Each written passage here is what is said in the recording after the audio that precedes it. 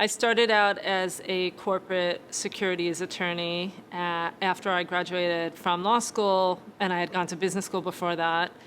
And then I practiced for a couple of years before going into big media. So I worked at NBC Universal, which is now IAC, kind of the first wave of the internet, and then worked at AOL Time Warner right around the time of the merger. Left corporate and became an entrepreneur and started a beauty company, and then started after that investing as a generalist, and then eventually investing in technology, which includes frontier technology, robotics, artificial intelligence, virtual and augmented reality, and blockchain, and then joined a venture capital firm to invest in those areas and have been doing that ever since. I do think there's still a glass ceiling, unfortunately. I just wrote a book entitled WTF is Happening, Women Tech Founders on the Rise. And the reason I did that was because women in 2019 still receive only 2% of venture funding, and they're starting businesses at the fastest rate, and 40% of those businesses are in technology. So there's a huge disparity, which I think is a huge opportunity for any investor who wants to invest in an asset class that's undershopped, undervalued, but overperforming and over-delivering. So I think that there's often, just because it's private equity, there's sourcing channels that, the women and the men can't really find each other so easily, and that's starting to change now, and hopefully we will increase the 2% number. There are many support groups out there now to help women, to guide them through the process, to work on their pitch decks, to knowing how to answer certain questions, to having the facts and the numbers readily available at their disposal so that they can really use data for their advantage. And there are lots of ways that you can turn around a prevention question, for instance, into a promotional question. Instead of talking about downside risk, you're talking about the growth in your revenues, for instance. And as long as women realize that they can be trained to turn around the conversation, I think they'll get more funding. I think sexism still plays a role in some female founders' quest to get more capital. I'd say in private equity or venture, it's usually death by 1,000 cuts, because that behavior is pretty consistent, or has been up until the last few years. And I think there are instances of,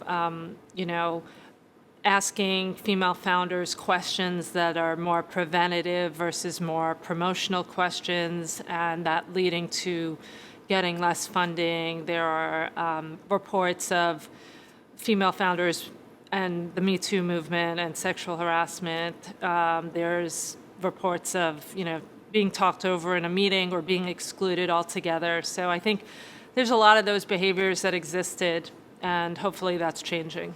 I am aware of the statistics on the gender gap. I was just at the United Nations 2 days ago for a blockchain forum talking about these very issues, and there really needs to be a macro reallocation of capital at the highest levels in order to change it, because there's been a lot of, initiatives around more gender lens funds and more angel groups that are women funded, but that's not really moving the needle enough. And I think it, might require more policy and more legislation involvement in, I know other countries have done that, and so it's unfortunate because society just will miss out on so many different opportunities.